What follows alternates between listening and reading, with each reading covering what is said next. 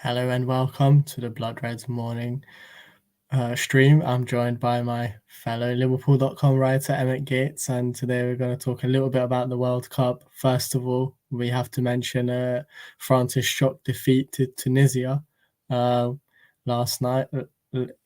yesterday afternoon, rather, I should say, where Ibrahima Konate featured. And while France were defeated, Konate produced a very strong performance, and I think he started the first game, didn't start the second game, but based on his performance against Tunisia, surely he has a chance of starting that round of 16 knockout tie against Poland, Emmett.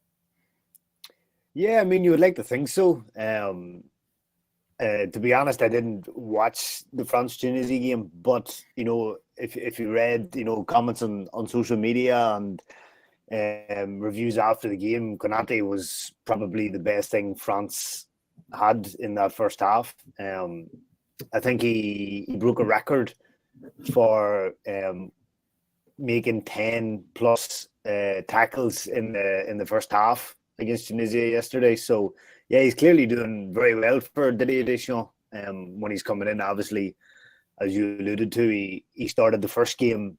I think he came on in the second game, if memory serves, and then he started the third group stage game. So yeah, it's been a very impressive World Cup from Konate, and obviously, Liverpool fans they know what Konate can do and what he's about. But obviously now he's displaying his talents to the wider world, and yeah, I mean, he should be in with a contention to play in the round of 16.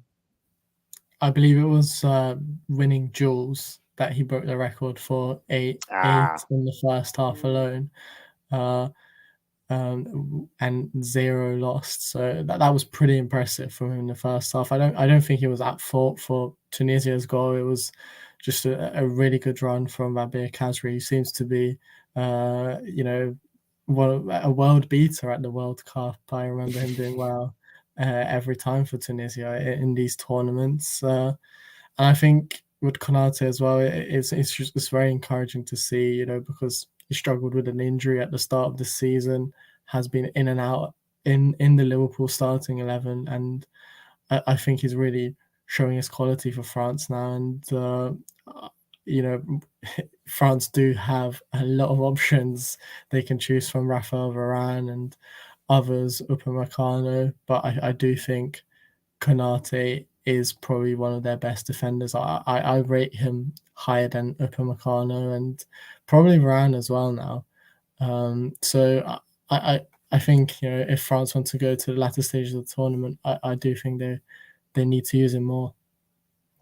Yeah, exactly. And it's funny too, obviously Konate and Upamecano are kind of, they'll likely be the defensive, partnership for France in the next decade. And it's interesting to think, you go back a couple of summers ago when Liverpool were trying to buy Upamecano, and then he went to Bayern and they settled him Konate.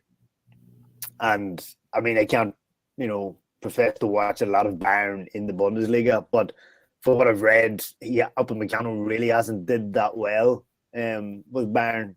So now it feels like Liverpool made the right choice in getting Konate or opting for Konate or whatever way things went. They've ended up with Konate, and it actually seems to have worked out better for Liverpool because he seems to be a better player at this point in his development than Upamecano. But yeah, I mean, those two you'd imagine will be starting for France for well into the next decade. And yeah, you would obviously Varane he may come back in for the round of 16. Obviously, a lot of experience is won everything there is in the game. But yeah, I mean, on form, Konate absolutely deserves to be starting. I mean, maybe you could see Varane and Konate, starting for France in the next game. And I think once we get past this World Cup and post Christmas, I do think you will see Konate, if he's fit, being Van Dijk's partner in defence. I don't think last season he kind of had to bide his time, and Joe Matip was there in great form, but I think now it's the time for Konate. It's his time now, and by the beginning of 2023, I think you'll see him and Van Dijk together.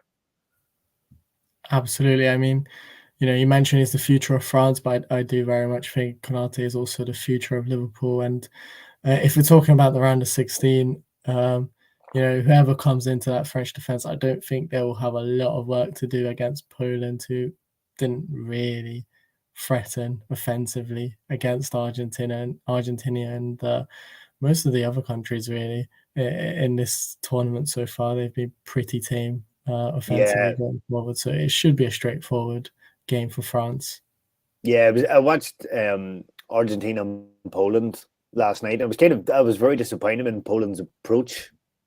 Like, even when they were on the verge of going out, they didn't really attack Argentina. And this isn't an Argentina team blessed with great defenders.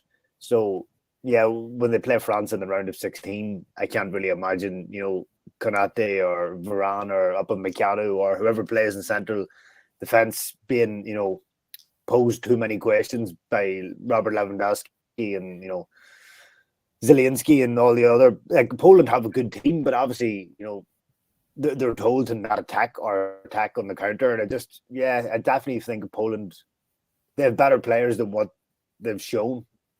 And I was very, very disappointed in their approach last night against Argentina. So, yeah, like you said, I can't see France being, facing too difficult a challenge in the round of 16. I mean, we don't want to get too ahead of ourselves, but if France do go through, then a potential opponent in the quarterfinal for them will be England. And obviously, there's a few Liverpool contingents in that England team. They haven't featured as much, especially Trent Alexander-Arnold, but Jordan Henderson has been showing his sort of leadership qualities against Wales. Loads of commentary picked up on him being the loudest voice on the pitch, and I think there was a touching moment as well when Neco Williams went off the pitch. He sort of put his arm around him, and Neco Williams has been going through a lot at this tournament with his grandfather passing away. So that was a nice touch from the Liverpool captain, wasn't it? Yeah, and I think also there was a clash between Henderson and Neco Williams at a certain point in the game, and I think Henderson, kind of made sure he was okay and got him up on his feet or whatever, and then obviously he couldn't continue, and Henderson went over just to make sure he was all right, and it was a nice touch. And it's obviously, when you're captain of Liverpool, you have to show leadership qualities like that. And I think, again, a bit like Konate, Henderson, Liverpool fans appreciate Henderson, but I think there's kind of a lack of appreciation in a wider context for what he brings to Liverpool, especially now, perhaps not in terms of on the pitch, but his leadership qualities off the pitch and for team morale and, to being a colleague to his teammates. So I think, that was evident in his gesture, in the Wales and England game. And so, he's not a vital part of Gareth Southgate's team on the pitch. I mean, obviously he has come on, but I think in terms of what he brings maybe to the dressing room and team morale and leadership qualities, like he could be heard shouting, at the England players to lift their game.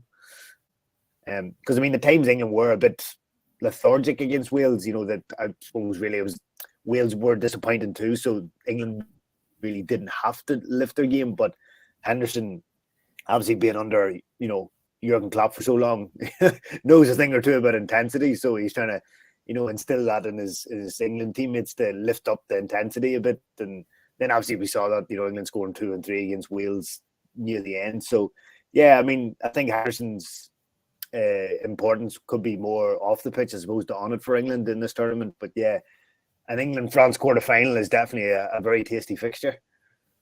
Absolutely. I know who I have my money on. I haven't really been convinced by England. And I think maybe perhaps if Sadio Mane was in that Senegal lineup, then, England might not even get there. And even without Mane, I think Senegal have been pretty impressive at this tournament. So you never know. It could be a Senegal-France game, which also would be a pretty tasty affair as well.